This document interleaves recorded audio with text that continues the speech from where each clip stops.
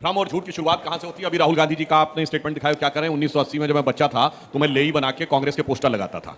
मतलब 8 साल की प्रियंका जी और 9 साल के राहुल गांधी और 7 साल की प्रियंका जी, मुझे लगता है लाखों दर्शक जो देख रहे होंगे सब दिल में समझते होंगे वो जेड सिक्योरिटी में जाके लेई लगाते थे। समझ जाइए आदमी किस प्रकार की बातें करने की शुरुआत करता है।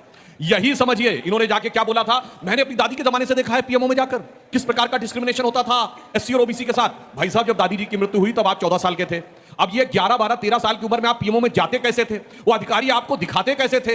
ये तो आपने उन अधिकारियों के ऊपर सवाल लगा दिया। और उसके बाद आप समझ कितना पाते थे? मुझे लगता है समझ तो वही जमाने की अटकी हुई है आज तक, उसके आगे की समझ हुई आज तक हुई नहीं है। अब आते हैं इसके ऊपर जो आज की बात है। देखिए, राहुल गांधी जी ने ना समझी ने क्या काम किया कि एसआईआर का केस इतना स्ट्रांग कर दिया है कि यानी अब वो खुद कह रहे हैं कि अगर गड़बड़ हो दिखाई पड़ रही है तो भाई इसकी पूरी जांच होनी चाहिए। अब तो उनके हिसाब से एसआईआर नहीं, एनआरसी भी होना चाहिए। दूसरी बात मैं कर रहा हूं, यहां जितने लोग बैठे सबने कहा कि उन्होंने वोट डाला। जब आपने अपने डिटेल्स दिए होंगे तो उसमें एक लाइन होती है ना, मैं शपथ पूर्वक कहता हूं कि मेरे सारे तथ्य सही हैं।